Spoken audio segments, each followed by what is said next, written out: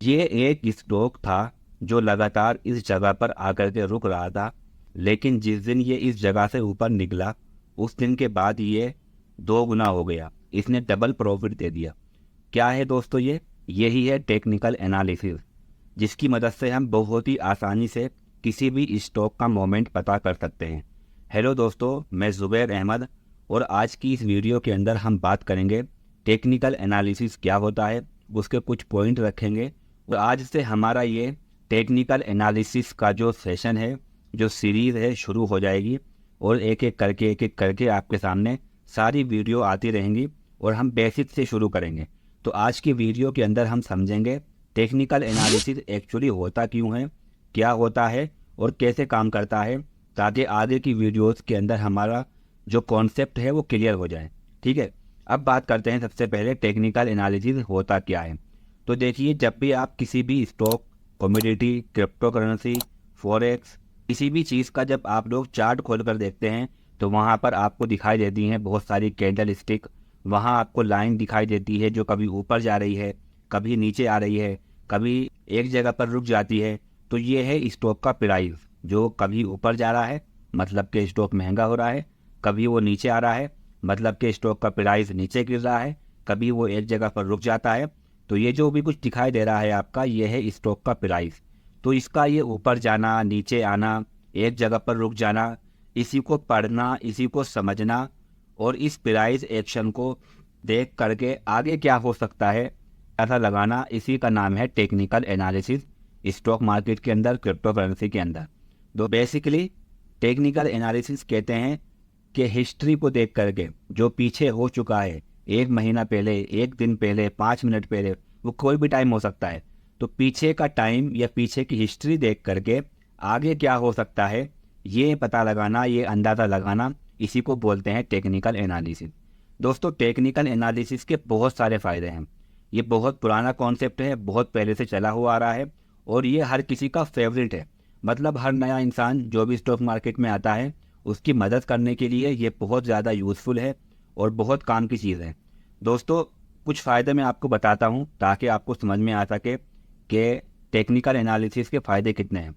सबसे पहली बात यह है, जैसा कि मैंने आपको बताया अभी, कि हिस्ट्री देख करके फ्यूचर का अंदाज़ा लगाया जाता है इससे कि स्टॉक ऊपर जाएगा या नीचे गिरेगा या उसमें क्या हो सकता है।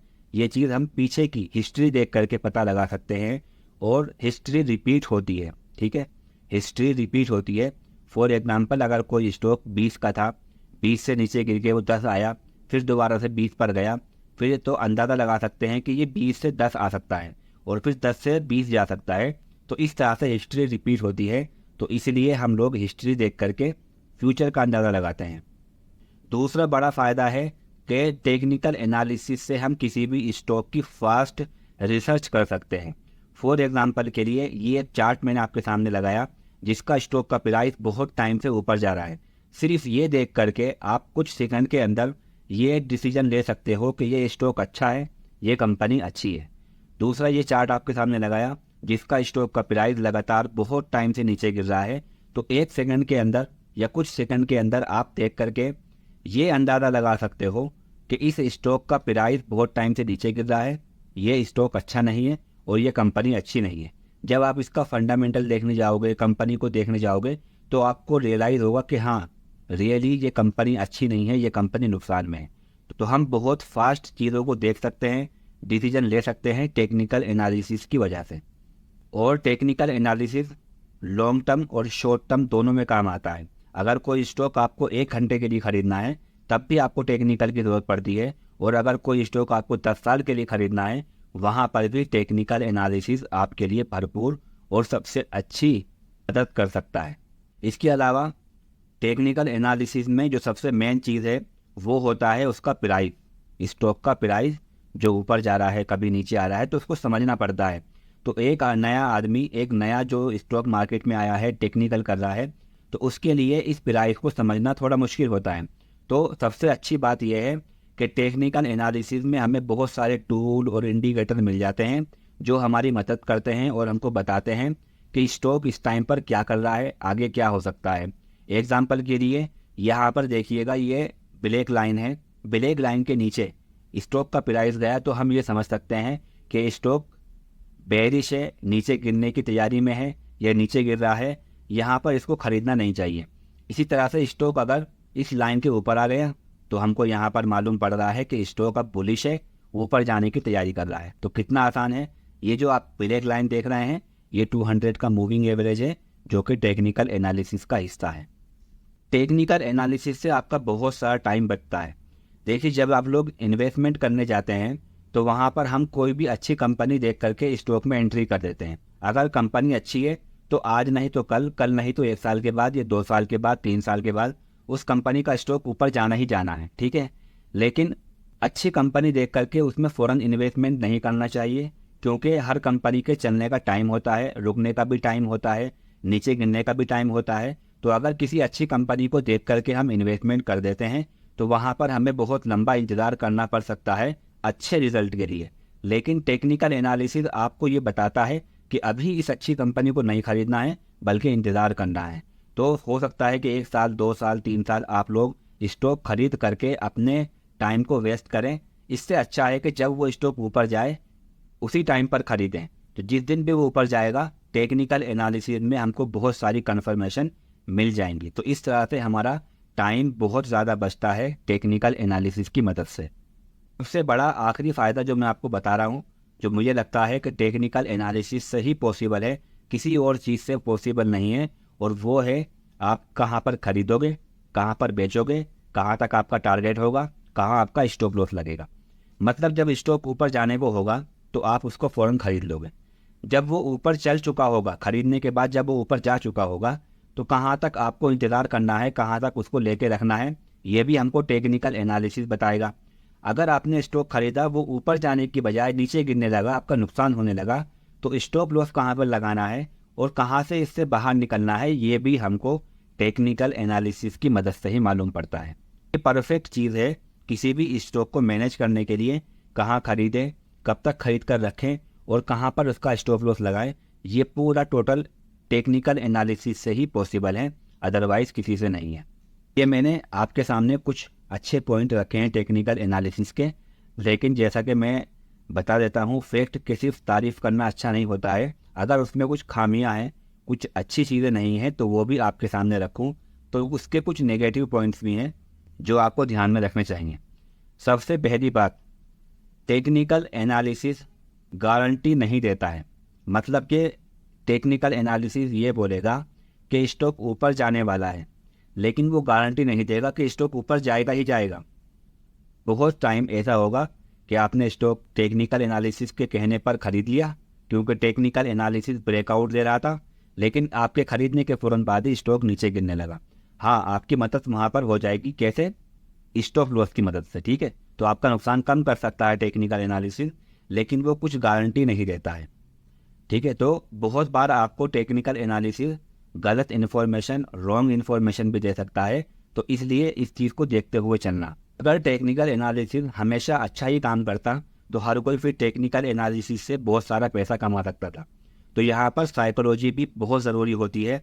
बहुत बार टेक्निकल एनालिसिस हमको बोलेगा कि स्टॉक ऊपर जाने वाला है, लेकिन हमको वहाँ पर और दूसरी चीज़ों को देख करके अपने दिमाग से ये डिसीजन लेना होगा कि क्या टेक्निकल एनालिसिस सही इन्फॉर्मेशन दे रहा है या फिर नहीं दे रहा है।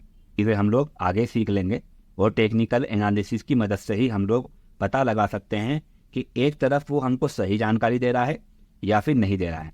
फॉर एग्जांपल, जब मार्केट बुल होती है, जब सारे ही स्टॉक भाग रहे होते हैं, घोड़े और गधे, हर तरह का बेकार और अच्छा स्टॉक ऊपर जा रहा होता है, तो उस टाइम पर टेक्निकल एनालिसिस बहुत बेकार स्टॉक के अंदर भी ये कंफर्मेशन देती है कि ये स्टॉक ऊपर जाने वाला है। लेकिन कुछ टाइम के बाद जो अच्छे स्टॉक होते हैं वो चलते रहते हैं और जो बेकार होते हैं वो नीचे गिर जाते हैं। आपको ये समझना चाहिए कि टेक्निकल एनालिसिस गलत इन्फॉर्मेशन क्यों देता है। देखिए, कोई भी स्टॉक अगर ऊपर जा रहा है, ऊपर जाना शुरू कर देता है, तो टेक्निकल एनालिसिस कहता है कि ये स्टॉक ऊपर जाने के लिए रेडी है। अब स्टॉक ऊपर क्यों जाता है? क्योंकि बहुत सारे लोग इस स्टॉक को खरीद रहे हैं। अब कल को ही अगर वो स्टॉक खरीदने वाले लोग जिन्होंने बिना वजह के इस स्टॉक को खरीदा और बिना वजह के स्टॉक ऊपर गया और बिना वजह के ही टेक्निकल एनालिसिस ने यह कह दिया कि स्टॉक ऊपर जा रहा है, तो कल को अगर वही सारे के सारे लोग इस स्टॉक को बेच देंगे तो कल को टेक्निकल एनालिसिस ये बोल देगा आपको कि ये स्टॉक बेकार है, अच्छा नहीं है, नीचे की तरफ गिर रहा है। तो बहुत सारे लोगों को खरीदने या बेचने की वजह से टेक्निकल एनालिसिस के अंदर चेंजिंग आ जाती है। लेकिन टेक्निकल एनालिसिस आपकी बहुत मदद करता है, आपकी चीज़ों को आसान करता है और बहुत सारे इसके फ़ायदे हैं जो हम अगली वीडियोस में बात करने वाले हैं इसके और इनको सीखने वाले हैं।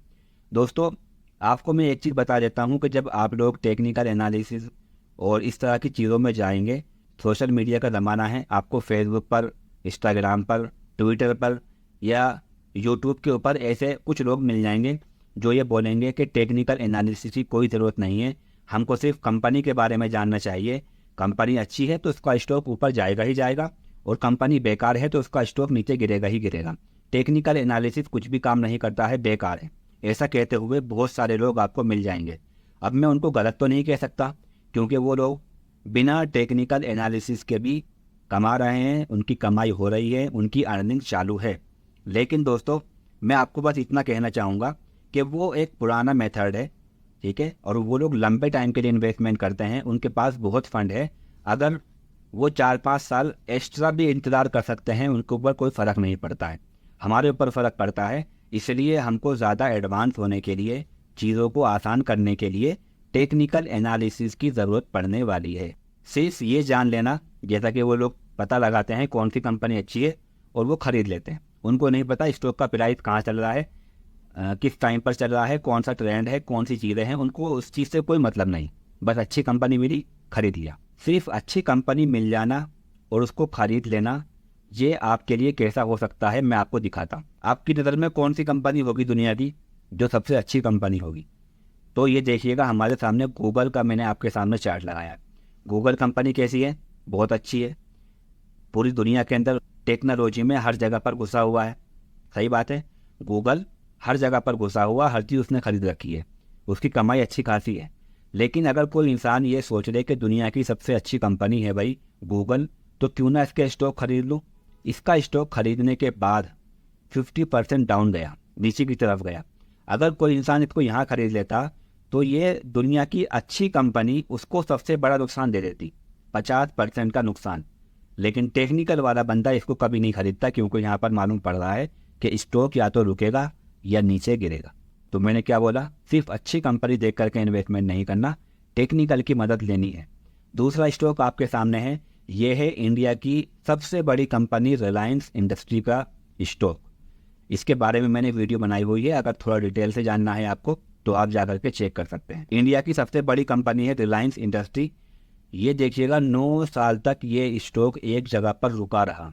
अगर कोई इंसान ये समझ करके कि ये इंडिया की सबसे बड़ी कंपनी है, सबसे अच्छी कंपनी है, प्रॉफिटेबल कंपनी है, इसके अंदर इन्वेस्टमेंट कर देता हूँ, तो 9 साल तक उसे कुछ नहीं मिलता।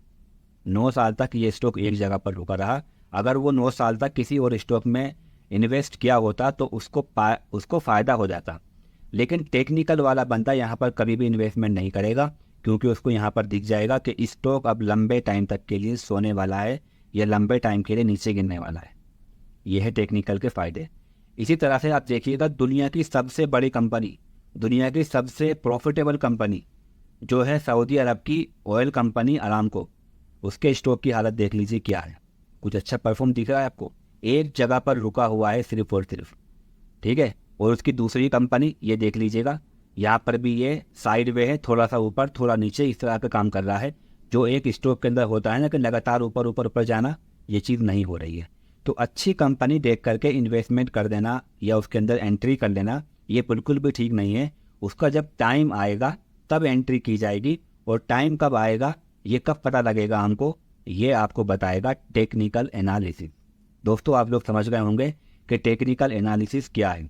अब मैं आपको बताता हूँ, कुछ लोग ऐसे भी मिल जाएंगे आपको जो ये कहते हैं कि जब टेक्निकल एनालिसिस हमको सब कुछ बता देगा, मतलब कि टेक्निकल एनालिसिस बता देगा स्टॉक कब ऊपर जाएगा कब नीचे आएगा, तो हमें फंडामेंटल देखने की क्या ज़रूरत है।